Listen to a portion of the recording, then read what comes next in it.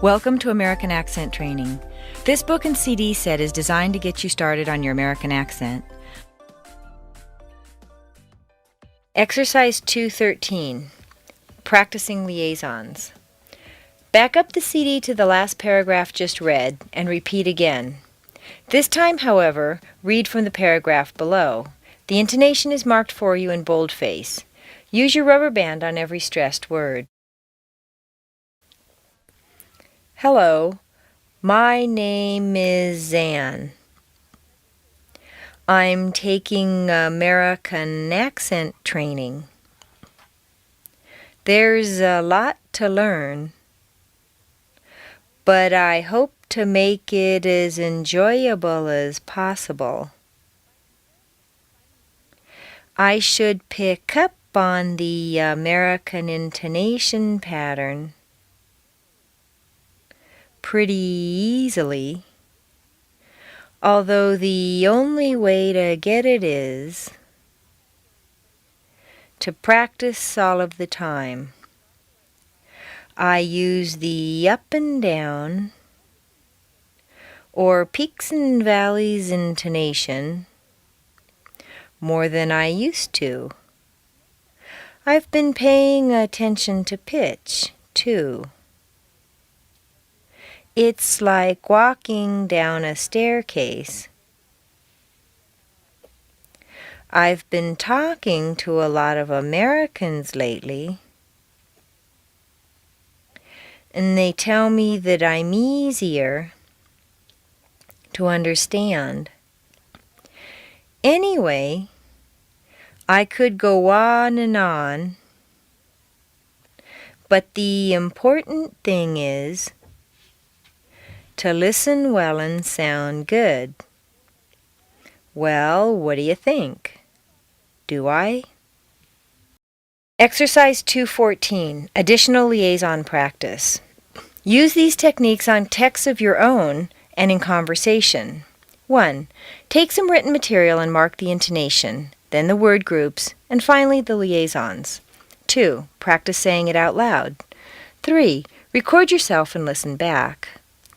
In conversation, think which word you want to make stand out and change your pitch on that word. Then, run the in-between words together in the valleys. Listen carefully to how Americans do it and copy the sound. Exercise 215, Colloquial Reductions and Liaisons. In order for you to recognize these sounds when used by native speakers, they're presented here, but I don't recommend that you go out of your way to use them yourself. If at some point they come quite naturally of their own accord in casual conversation, you don't need to resist, but please don't force yourself to talk this way. Repeat. I've got to go. I've got a book. Do you want to dance? Want a banana? Let me in. Let me go. I'll let you know. Did you do it? Not yet. I'll meet you later. What do you think? What'd you do with it? How'd you like it? When'd you get it? Why'd you take it? Why'n't you try it? What are you waiting for? What you doing? How's it going? Where's the whatchamacallit? Where's what's-his-name? How about it? He's got to hurry 'cause he's late. I could have been a contender. Could you speed it up, please? Would you mind if I tried it? Aren't you Bob Barker? Can't you see it my way for a change? Don't you get it? I should have told you. Tell her I miss her. Tell him I miss him. To have your liaisons tested, call 800-457-4255. Chapter 3, Cat, Caught, Cut. After laying our foundation with intonation and liaisons, here we finally begin to refine your pronunciation. We're now going to work on the differences between ah, and as well as o, a, and e. Let's start out with the ah sound. The ah sound. Although not a common sound, a is very distinctive to the ear and is typically American. In the practice paragraph in exercise 3.2, this sound occurs 5 times. As its phonetic symbol indicates, a is a combination of ah and eh. To pronounce it, drop your jaw down as if you're going to say ah. Then from that position, try to say eh. The final sound is not 2 separate vowels, but rather the end result of the combination. It's very close to the sound that a goat makes, meh. Try it a few times now. Ah, ah, ah, ah. If you find yourself getting too nasal with ah, pinch your nose as you say it. If cat turns into can't, you need to pull the sound out of your nose and down into your throat. The ah sound. The ah sound occurs a little more frequently. You'll find 10 such sounds in the exercise. To pronounce ah, relax your tongue and drop your jaw as far down as it'll go. As a matter of fact, put your hand under your chin and say ma, pa, ta, sa. Your hand should be pushed down by your jaw as it opens. Remember, it's the sound that you make when the doctor wants to see your throat, so open it up and drop your jaw. The schwa sound. Last is the schwa, the most common sound in American English. When you work on exercise 3.2, depending on how fast you speak, how smoothly you make liaisons, how strong your intonation is, and how much you relax your sounds, you'll find from 50 to 75 schwas. Spelling doesn't help identify it because it can appear as any one of the vowels or a combination of them. It's a neutral vowel sound, It's usually in an unstressed syllable, though it can be stressed as well. Whenever you find a vowel that can be crossed out and its absence wouldn't change the pronunciation of the word, you've probably found a schwa. Photography. The 2 apostrophes show the location of the neutral vowel sounds. Because it's so common, however, the wrong pronunciation of this one little sound can leave your speech strongly accented, even if you Americanized everything else. Exercise 3.1. Word by word and in a sentence. That. He said that it's okay. Than. It's bigger than before. As soon as he gets here. At. Look at the time. And. Ham and eggs. Have. Where have you been? Had. He'd been at home. Can. Can you do it?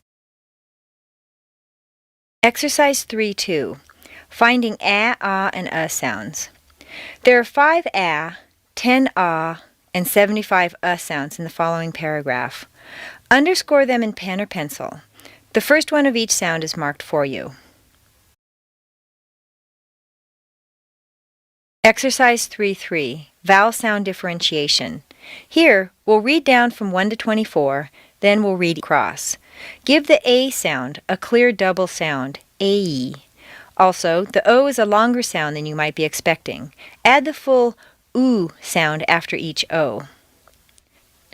An, ban, can, cat, dan, fan, gap, hat, jan, lamp, man, matter, nan, gnat, pan, ran, sand, shall, chance, tack, van, wax, yam, zap, on, bond, con, cot, dawn, fawn, gone, hot, John, lawn, monster, motto,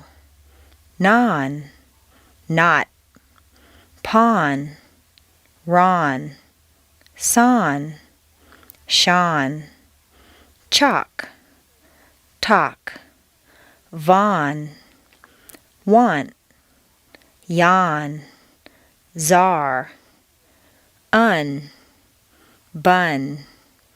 come, cut, done, fun, gun, hut, jump, lump, Monday, mutter, none, nut, pun, run, sun, shut, chuck, tuck, vug, one, young, result, across, one, an, on, un, two, ban, bond, bun, three, can, con, come, four, cat, caught, cut. Exercise 3-4, reading the ah sound. The tan man. A fashionably tan man sat casually at the bat stand, lashing a handful of practice bats. The manager, a crabby old bag of bones, passed by and laughed. "You're about average, Jack. Can't you lash faster than that?" Jack had had enough, so he clambered to his feet and lashed bats faster than any man had ever lashed bats. As a matter of fact, he lashed bats so fast that he seemed to dance.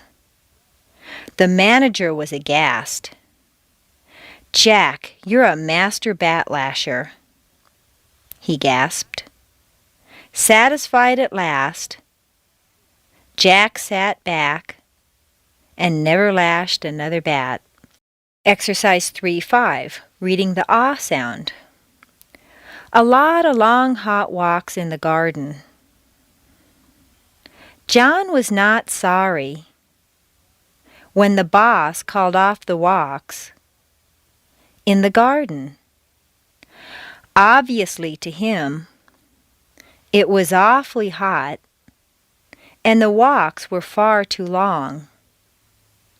He had not thought that walking would have caught on the way it did, and he fought the policy from the onset.